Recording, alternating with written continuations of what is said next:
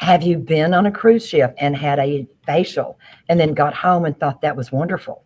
What do I do? Do I try to flag down another cruise ship to get another facial? What do I do next? Or are you scheduled for a cruise and you would like to schedule a facial? Okay, our over here, our expert today is Katie Guerin from Amsterdam, and she is going to tell us about cruise ship facials, about how to schedule one, and then what to expect during the facial. Right, Katie? Yeah, yeah, sure. And then what to do after you get home and you disembark. You're not on that boat anymore. What do I do? Yeah. Yeah, so well, it's actually, Jill, I think going on 10 years since I worked on the cruise ship, so things might have changed a lot since then. But yeah, when you get a facial on a cruise, it's really, really nice, really relaxing. And how you can book one is most of the cruises, I think they do a cruise tour. So the day you embark, on your cruise, you get a tour of the ship, and the spa is usually a place you also get brought to be shown the treatments and the staff and everything. So usually you can book one there and then. But I think you can also book one ahead of time if you know you also want to go, if you want to go and have a treatment when you're going on your cruise. And so you'll be well looked after. The staff working in the spa are very highly, highly trained. There's a lot of training involved in London in the Steiner Academy, where everybody has to go to train to work on the cruise ship. And so your facialist will be highly skilled, and not everybody can go on board and work on a cruise ship. You go through a lot of kind of tests and trials and everything. So you can be sure that you're well looked after by somebody. And so, yeah, that's how you book. And yeah. When someone does get one of the excellent facials on a cruise ship, can they expect to have lovely skin immediately following? Say that they are going on, maybe they're having dinner at the captain's table that evening or something. They're not going to be all red blotched and Yeah, so that's a good messed up, are question. they? Yeah, that's a good question. Yeah, so it depends, of course, on your skin concern and what on board, what type of treatments they offer. I know each cruise line, it is different what facials they offer, but after your facial, you can expect a little bit of redness always because of the massage, of course, and maybe they use different. There, when I worked on board, we worked with a galvanic machine, so that was a really nice machine. But afterwards, your skin didn't look too red, maybe a little bit blushy, from Mhm. your own blood flow. But that's quite healthy, I think, that Yes. kind of rosy glow. And of course, it's always nice not to put on makeup after a facial. So maybe you shouldn't book it. Maybe the day that you were going out for a dinner, maybe more in the evening when you want to go to bed and relax. But if you are doing it and you have an event like a dinner, or as you say, the captain's dinner, just make sure your brushes and your hands are clean when you do apply makeup afterwards. That is such an important point there. Yeah. Clean brushes so that you're not using that same that bacteria that could be on your makeup sponges or on your brushes or pads or anything. So yes, clean Yeah. brushes. And your And then SPF if you're going to be out, if you're docking somewhere and heading off for the day. what about after they arrive home and they've had such a wonderful experience with that cruise ship facial, and they believe that they want to make this a part of their regular regime, or they would like another facial? What is a good step to follow?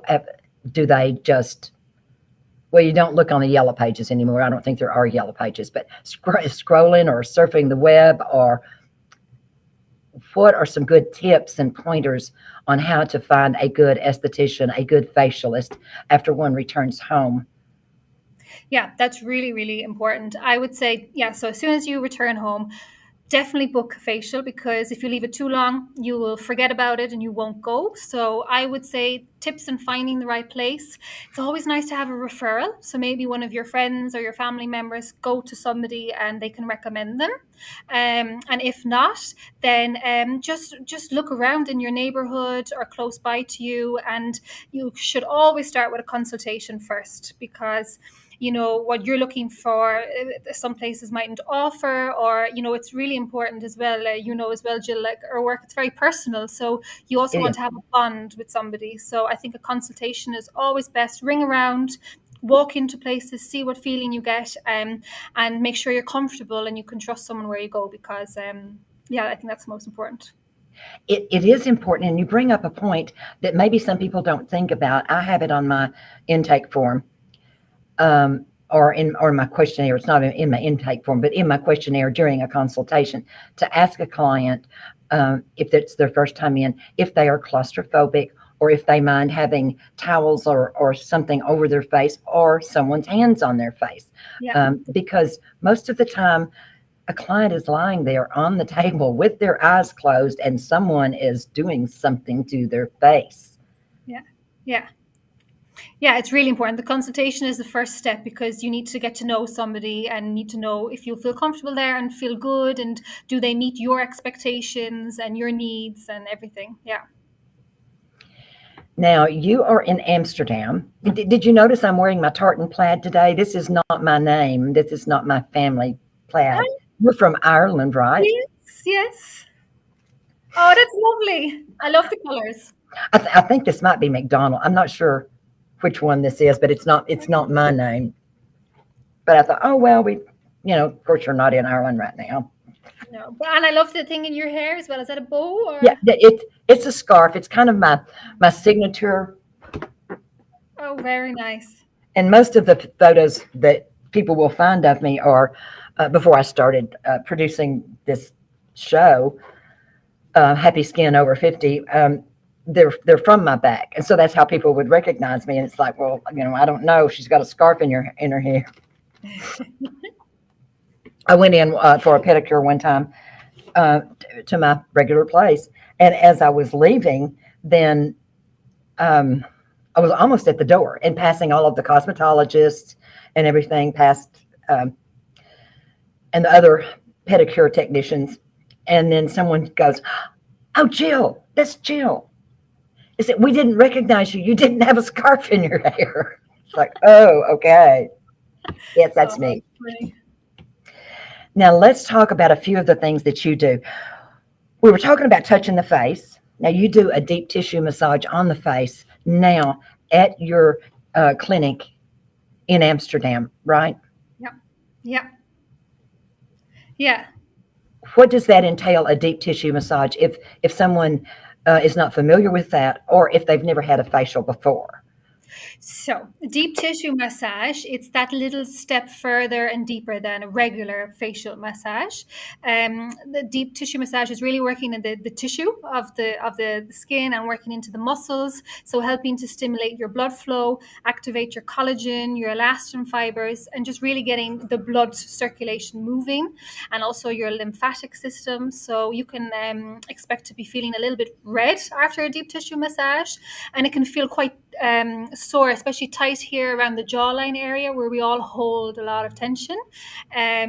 So yeah, the benefits of it really is it's really anti-aging, for just boosting your own natural collagen and elastin production and getting things moving, creating energy in the skin. So it's a really good workout for the face.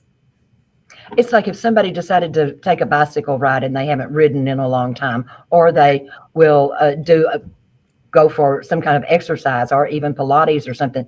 The next day, it's like, oh, those muscles haven't been used and I can feel them. It's the same with the face, right? Yeah, yeah. So it's incredible, really, because people forget. We work out our bodies, and people forget about their faces. But you can see like a facial, like a workout for your face, because we have muscles. Over 40 muscles in our face and in our neck, and they hold on to tension too, and they get older and they slack when we're not doing anything. So it's all about creating that energy, blood flow, circulation in our skin, our face. You had mentioned, I think, galvanic when we were discussing the cruise ship facial. So, can you expound on that a little bit so our audience can understand if they're not familiar with that term? Yeah, so on the cruise ship, that's what I worked with, and again, that was many, many years ago. And we also worked with sonodifresis. So those are kind of machines that are helping to penetrate active ingredients deeper into your skin. So back when I worked on board, I don't remember the name of the brand, but I remember we had Pacific serums that we could only use with it. You know, we worked with La Therapy, the brand. Maybe the machine was that as well. But then we'd pick particular serums for the skin type. So let's say if somebody was coming in with acne or breakouts, we would choose a Pacific serum and use with the machine to infuse the ingredients that bit deeper into the skin. And the same with maybe with redness or people who are concerned with aging. So that's what we would use. And where I work now, I just opened my own clinic 6 weeks ago here in Amsterdam, and I chose to work with a radio frequency machine. So radio frequency is working into the dermis of the skin and really helping to build up your collagen and your elastin fibers. So again, something that's working in the underlayers of the skin, which is very, very important. And what with the galvanic, with the radio frequency, it's very often called RF, and people will not recognize what RF stands for, or radio frequency. So can you describe a little bit more about the radio frequency and how we use radio frequency, like instead of galvanic, right? Yeah. So it's a little bit more active, a little bit more advanced than galvanic. So with radio frequency, you're really working with energy waves in the skin, and you have a machine that feels like a hot stone massage going around your face, and we're always following with the lymph nodes in the face, so helping to drain out the toxins that we hold.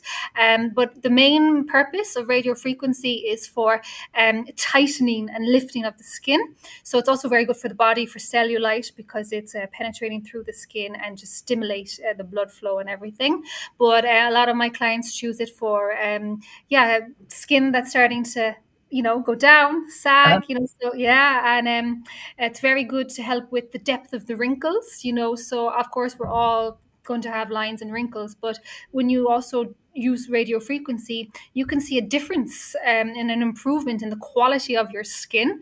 Not that the lines will magically all disappear, but they really can get a lot softer. I'm seeing really good results with it, but on also the lifting and tightening of the skin. And it's very important too that the recipient of radio frequency or galvanic, or many of our modalities anyway, or maybe all of them, should drink water afterwards, and more water than usual, right? And even before, before.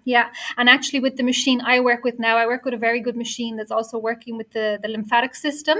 And when I'm using the machine, I can see on the device the percentage of the person who I'm working on, and I can tell how much water that they have in their body, that if they should drink more or if they should drink less. So it is really good before these treatments to have water, and then afterwards to flush everything out. Yes.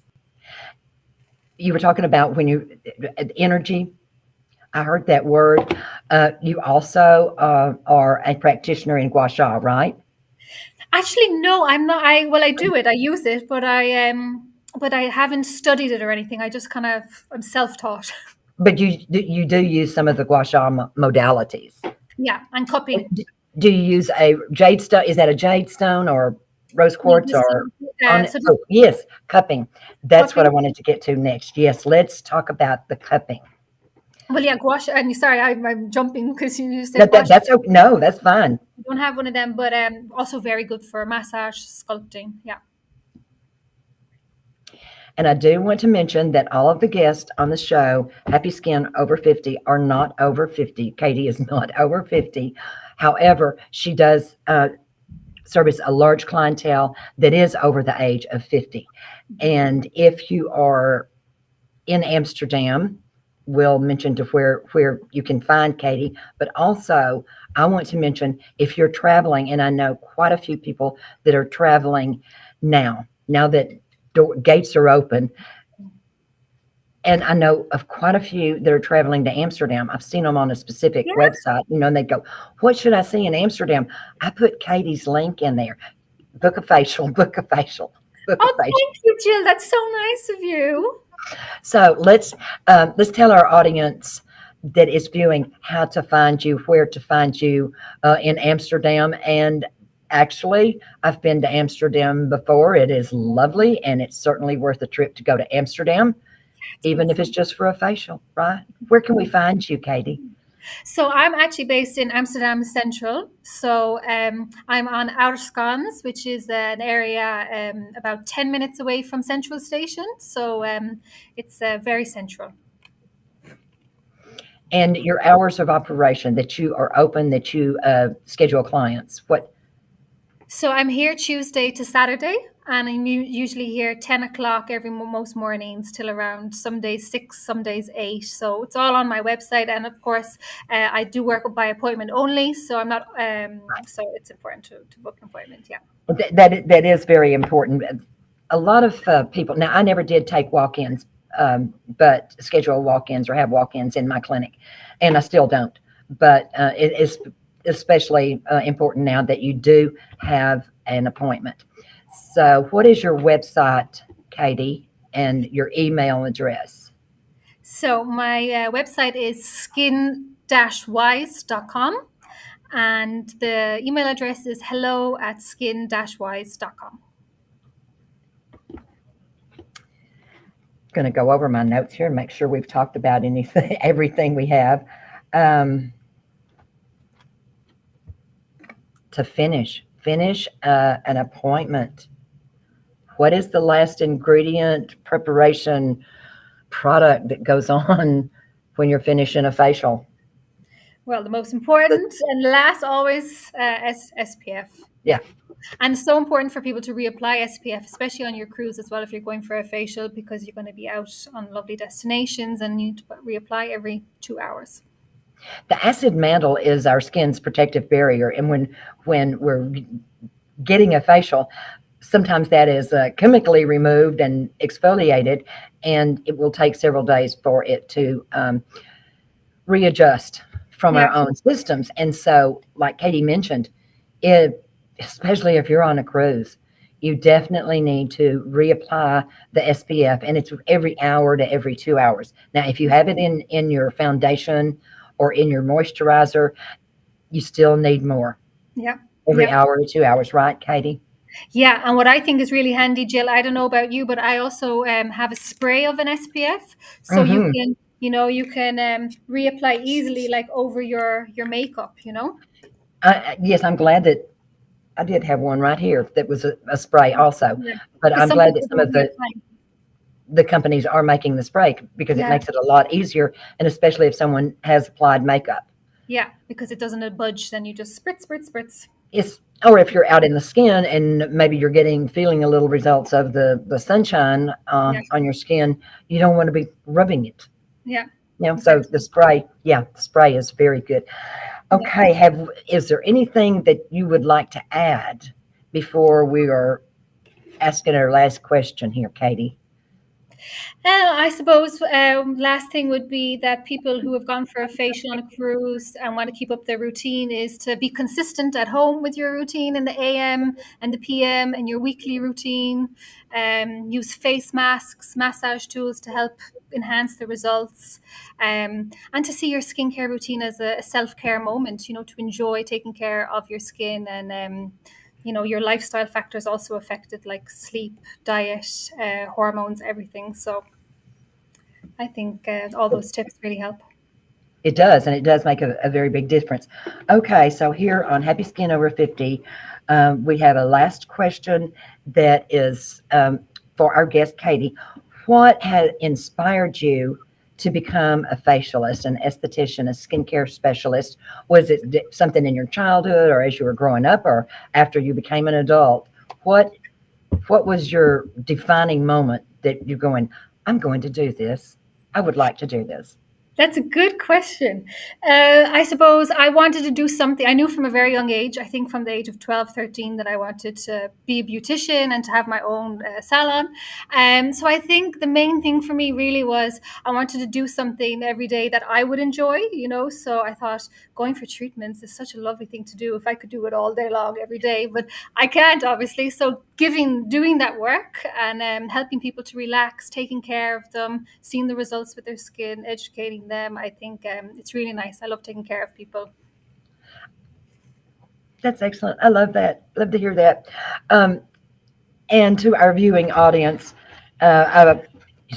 I hope you kind of fast forwarded maybe for 15 minutes or so before we got down to the meat of this little chat that Katie and I are having. This is Katie Guerin, our guest, and she is in Amsterdam. Again, what is your website? So my website is skin-wise.com, and my Instagram handle is skinwiseamsterdam. Thank you, ma'am. Thanks, And- Jill. I'm sorry for the delay connecting. Well, no, it happens, and it really wasn't on your end. I think it's cross country, and just have to expect that. Yeah. It happens. Yeah. Well, lovely chatting to you. It was lovely chatting with you too.